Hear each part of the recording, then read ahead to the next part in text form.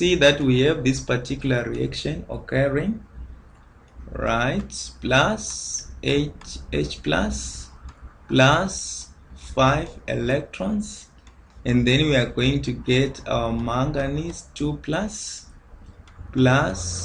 4 water, and then the electrode potential for this one is plus 1,50 volts, right? And now we are going to apply our cell reaction, that is the electrode potential of our cell is equal to the E of cathode, the electrode potential for the cathode, minus the electrode potential of the anode. Or we can just say the electrode potential of our oxidizing agent minus the electrode potential of our reducing agent. So hydrogen sulfide occurs above on the right of the standard electrode potential table. So therefore it is a reducing agent. And the manganate itself is below on the left. It is the oxidizing agent. If you look closely on your, what we are saying is, if you look closely on your standard potential table, that is the electrode, our hydrogen sulfide itself, if you can actually look it on your reduction potentials, you see to it that our hydrogen sulfide itself is actually above the permanganate, right? It is above the permanganate, so that's why it is actually performing in an oxidation reaction.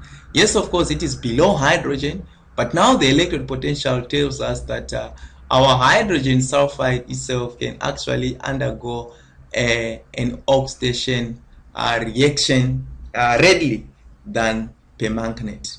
So we're having our E cathode minus our E anode, right?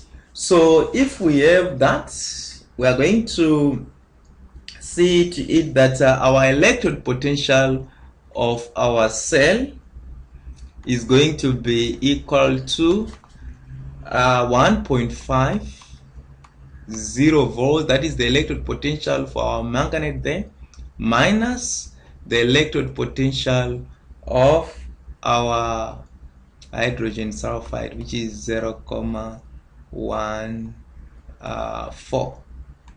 right, volts. So our electrode potential of our cell, as we can see there, is going to be equal to plus 1.36 volts. So as you can see, this one is a positive electrode potential. That is the overall reaction electrode potential of our cell is 1.36 volts, which is positive. So this one is a spontaneous reaction because our electrode potential itself of our cell is positive, right? So that is what we have with our example number 1. Let us have maybe on our example 2 and see what is really going to happen with our example 2. Right? In our example 2, we have a question which says, can hydrogen sulfide gas be used as a reducing agent to reduce ion 2 plus ions to ion atoms? So we are going to have our example 2 here. This one is our example 1. Our example 2 is now we are going to have our electrode, in fact our reactions there. We are having our hydrogen sulfide being converted to hydrogen, to sulfur and hydrogen ions, right, plus 2 electrons. Our electrode potential is still the same, it didn't change, 0.14 volts, right? And that one for ion, we have ion 2 plus 2 electrons and then we are having our ion there, and so this one is minus 0,44 volts, right? So now we are going to have our electrode potential. So we want to calculate the electrode potential of our cell and see how our electrode potential of our cell will look like, right? So our electrode potential of our cell, we are going to use the same formula. The electrode potential for our cell itself is equal to the E of cathode minus the E of our anode, right? So now that one for our cathode is minus 0,44 volts. So this one is the electrode potential for our cell, minus 0,44 volts minus 0,14 volts. So our electrode potential of our cell is going to be equal to minus 0,58 volts, which is a negative one. So this one is a non-spontaneous reaction, right? So we can see that our hydrogen sulfide gas cannot be used as a reducing agent to reduce ion 2 plus to ion atoms. Maybe you can ask a question, how are we going to choose that this one is supposed to be an oxidation reaction and this one is supposed to be a reduction reaction? So as we have already highlighted, if you look on your electrode potential for your hydrogen sulfide, it's plus 0,14. If we're going to look that one for ion, it's minus 0,44 volts. But now what we want to do is we want to actually reduce ion 2 plus to ion.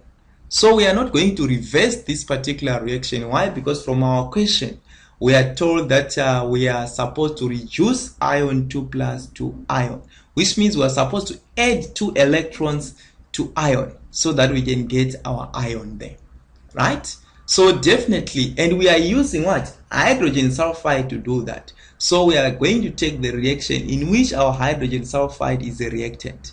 So therefore, that's why we are taking these particular electrode potentials like that. So there is no need for us to have any problems as far as those ones are concerned. So now let us make a note, which we are supposed to note very well, that these predictions only strictly apply if the reactants are under standard conditions. And remember, we have already talked about standard conditions, but in this case we are not dealing with we are actually dealing with our hydrogen sulfide gas there. So the pressure which we are supposed to have is 101.3 kilopascals, and we are also dealing with some ions there. So there is need for us to know that our concentrations of our ions are supposed to be at 1 mole per cubic decimeter, right? And these particular reactions are supposed to take place at a temperature of 25 degrees. So maybe for the sake of clarity, there is need for us to actually note that our conditions which we are supposed to actually satisfy in this particular case is that number one, we need a temperature of 25 degrees or 298 kelvins. We did this one under lecture number 4. Or on number 2, since we are dealing with some ions there is need for us to have a concentration of 1 mole per cubic decimeter. Then we are also dealing with hydrogen gas there. So the pressure of our hydrogen gas itself is supposed to be 1 atmosphere, or this one is equivalent to 101.3 kilopascals, right? So a reaction which is predicted as unlikely may still occur if the concentration of one of the reactants is high enough, right? All what we are saying is, if we're going to increase the concentration of maybe our ion 2, right, we will see to it that maybe the reaction was going to be spontaneous. But if our concentration is 1 mole per cubic decimeter, right, then definitely our reaction is non-spontaneous. The prediction may indicate that a reaction is likely to occur, but its rate may be very slow, or there may not be enough activation energy available to get the reaction started. Right? Remember, activation energy itself is the minimum amount of energy which is required to trigger a reaction to take place, or to start a chemical reaction. So that is what we actually have as far as this one is concerned. And remember, when we're talking about standard conditions, these are conditions which were internationally agreed by chemists, that these particular reactions are supposed to take place on these particular conditions. So that is what we have as far as our standard conditions are concerned. So now I can understand that now you've actually grasped what we are going to, how we are going to use our standard reduction potentials in some chemical reactions. So now you are supposed to actually stay tuned for our next episode of the EMFs of galvanic cells. So with this, I just want to thank you for listening.